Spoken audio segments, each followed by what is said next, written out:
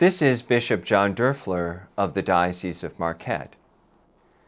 Some of you might be spending some time baking in the kitchen these days. Christmas cookies, homemade Christmas candy, everything chocolate. We seem to be surrounded by sweets as Christmas draws near.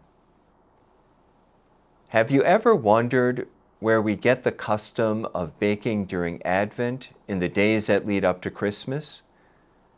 Pope Benedict, who was fond of sweets himself, sees the root of the custom of Christmas baking in the sacred scriptures and the liturgy of Advent that prepares our hearts with longing for the coming of our Savior, Jesus Christ.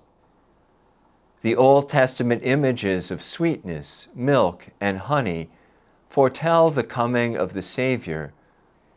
It is clear that there is nothing wrong with pleasure in itself. The Scriptures employ images of earthly pleasures and delights to teach us about the surpassing delight that comes with God. Sweets remind us of the sweetness of God's love as we taste and see the goodness of the Lord. St. Thomas Aquinas even recommends a warm bath as a remedy for sadness. The problem with pleasure is that we tend to overindulge. We eat too much, we drink too much, we acquire too many things.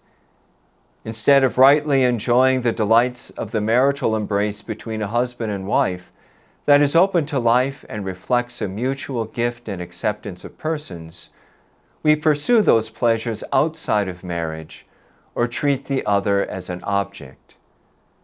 We tend to make the pursuit of earthly things more important than the pursuit of God, whereas earthly pleasures are meant to lead us to God and remind us of God's goodness, which surpasses anything on earth.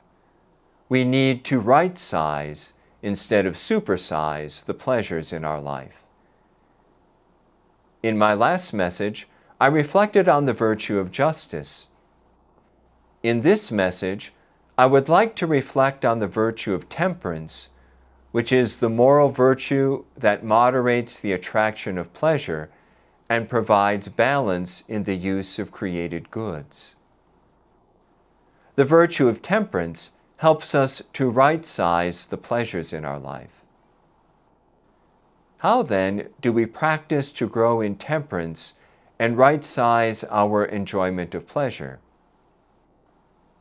Thank God every time you are enjoying a legitimate pleasure and turn your mind and heart to God.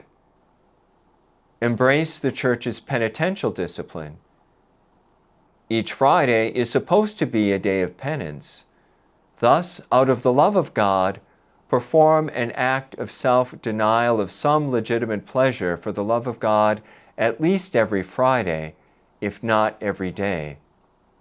This helps us to right-size the pleasures in our life and reminds us of the goodness of God. This is Bishop John Doerfler of the Diocese of Marquette.